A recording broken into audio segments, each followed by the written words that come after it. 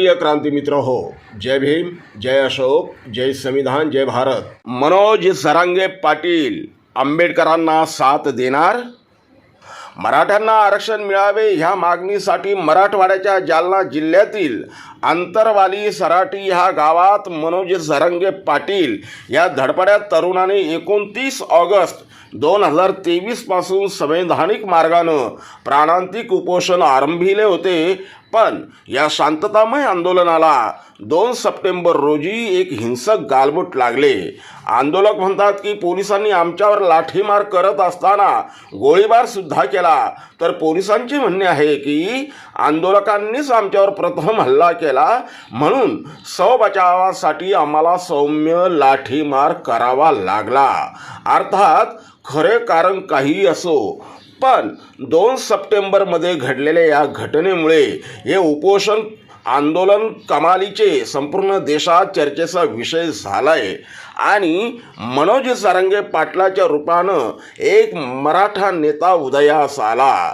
तेव्हापासून मनोज जरांगे पाटलांचा जो प्रवास सुरू झाला त्याला तोड नाही। मीडियाने मनोज जरांगे पाटलांना डोक्यावर उचलून घेत प्रचंड प्रसिद्धी दिली आणि रातोरात मनोज घराघरात पोहोचला।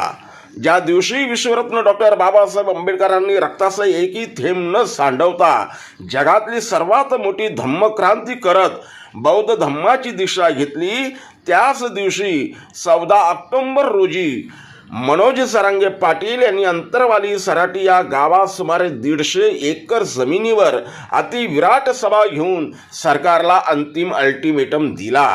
या संपूर्ण प्रवासात मनोज जरांगे पाटील हा तरुण नेता एक आश्वासक आणि प्रामाणिक चेहरा म्हणून लोकांसमोर आला। परंतु या मराठा आरक्षण आंदोलनाच्या संदर्भात अनेक मतमतांतरे आपणास बघायला मिळाली। ज्याप्रमाणे मराठा आरक्षणाला मोठा पाठिंबा मिळाला, त्याप्रमाणे मराठा आरक्षणाला विरोध सुद्धा मोठ्या प्रमाणात झाला। राज्याचे मंत्री व वरिष्ठ नेते छगन भुजबळ यांच्यासह मराठा आरक्षणाच्या विरोधातली नेत्यांनी मनोज जरांगे पाटलाच्या जाहीर सभेला लागलेल्या पैशांवर थेट प्रश्नचिन्ह निर्माण केले, तर मनोज जरांगे पाटील यांनी सुद्धा तोडीला तोड उत्तर दिले। दरम्यानच्या काळात अनेकांच्या भूमिका डळमळीत असताना आरक्षणाला पाठिंबा द्यावा की न द्यावा यावरती त्यांच्यामध्ये एकमत नसताना एकट्या आंबेडकरी समूहाने मराठा आरक्षणासंदर्भात खंबीर भूमिका घेतलेली उभ्या जगानं पाहिलं। आंबेडकरी जनतेने नेहमीच वंचित असलेल्या समूहाचा मानवतावादी भूमिकेतून विचार केला आहे। कोणताही घटक उपाशी राहू नये, वंचित राहू नये, सर्वांना सन्मानपूर्वक जगता यावं, विश्वरत्न डॉक्टर बाबासाहेब आंबेडकरांनी भारतीय संविधानाच्या माध्यमातून दिलेल्या मूलभूत अधिकारांचा प्रत्येकाला लाभ मिळावा, हीच आंबेडकरी जनतेची प्रामाणिक भावना असल्याने या आंबेडकरी जनतेने गरीब मराठ्यांच्या पाठीशी खंबीरपणे उभे राहण्याची भूमिका घेतली।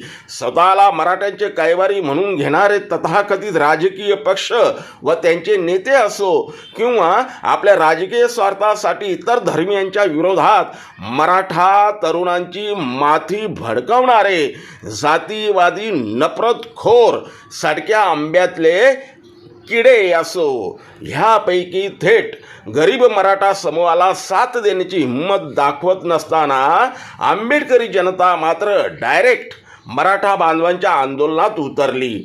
मनोज जरांगे पाटील यांच्या आंदोलनाला लोकनेते म्हणून सर्वात प्रथम भारतीय संविधानाचे महान निर्माते विश्वरत्न डॉक्टर बाबासाहेब आंबेडकर यांचे उच्च विद्याविभूषित नातू आणि वंचित बहुजन आघाडीचे नेते आदरणीय प्रकाशजी तथा बाळासाहेब आंबेडकर यांनीच भेट देऊन महाराष्ट्रातील मराठा बांधवांना मोठा आधार दिला, लढण्याचे बळ दिलं। या आंदोलनात प्रत्यक्ष भेट देऊन बाळासाहेब आंबेडकरांनी मनाचे मोठेपण दाखवत गरीब मराठ्यांच्या आंदोलनाला जाहीर पाठिंबा दिला। ह्या पाठिंब्यामुळे लढण्याची प्रचंड ऊर्जा मिळालेले मनोज जरांगे पाटील यांनी सुद्धा आंबेडकरी जनतेच्या व आदरणीय बाळासाहेब आंबेडकरांच्या प्रामाणिक पाठिंब्याचे जाहीर आभार मानले। आदरणीय बाळासाहेब आंबेडकर यांनी राज्यातील सर्व प्रस्थापित संघटनांना फाट्यावर मारत जाहीर आवाहन दिलं की मराठ्यांना आरक्षण कसे मिळवता येईल ह्यासाठी माझ्याकडे निश्चित अशी योजना तयार आहे, पण स्वतःला मराठ्यांचे पक्ष वा नेते म्हणून घेणाऱ्यांकडे काही योजना आहेत का? असेल तर त्यांनी त्या जाहीर कराव्या, म्हणजे मी माझी योजना जाहीर करेल. मला खात्री आहे की अशी कोणतीही योजना ह्या तथाकथित नेत्यांकडे नाही, कारण निजामी मराठा नेते असून त्यांना गरीब मराठ्यांशी काही घेणे देणे नाही. त्यामुळे गरीब मराठ्यांना जर आरक्षण हवं असेल तर त्यांनी वंचित बहुजन आघाडीला साथ द्यावी. बाळासाहेब आंबेडकर यांनी केलेल्या रोखठोक आवाहनाचे गरीब मराठा बांधवांनी स्वागत केल्याचे आपल्याला दिसून येते. अलीकडेच मनोज जरांगे पाटील यांनी जालना जिल्ह्यात विश्वरत्न डॉक्टर बाबासाहेब आंबेडकरांनी घेतलेल्या बौद्ध धम्म दीक्षा दिनी 14 ऑक्टोबर 2023 शनिवारी गरीब मराठा समाजाचा अतिविशाल असा मेळावा घेतला. या मेळाव्याला लागलेल्या पैशावरून सुद्धा विरोधकांनी मनोज जरांगे पाटलाला आरोपीच्या कटघऱ्यात उभे केले. मंत्री छगन भुजबळ तर म्हणाले की ह्या मेळाव्याला 7 कोटी रुपये लागले असून हे पैसे कोणी पुरवले. यावर इतर प्रस्थापित नेते चिडीचूप असताना एकटे आदरणीय बाळासाहेब आंबेडकर मनोज जरांगे पाटलांच्या अर्थात गरीब मराठ्यांच्या मदतीला धावले आणि त्यांनी छगन भुजबळ यांना शेलक्या शब्दांत जाम धुतले. भायखळ्याच्या भाजी मार्केटमध्ये साधी भाजी विकणाऱ्या छगन भुजबळ यांच्याकडे हजारो कोटी रुपयांची संपत्ती कशी काय आली असा प्रश्न उद्या कोणी विचारला तर भुजबळांना कसे वाटेल?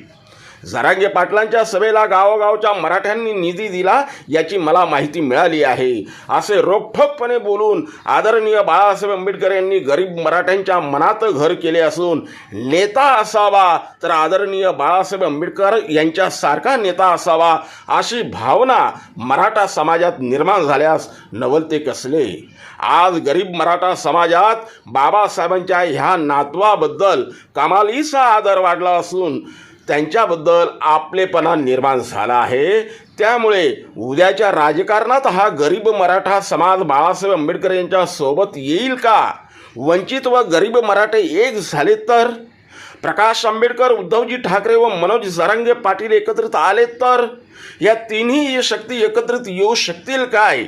या सर्व प्रश्नांची उत्तरं आमच्या दर्शकांना आम्ही पुढील व्हिडिओमध्ये देणार आहोत.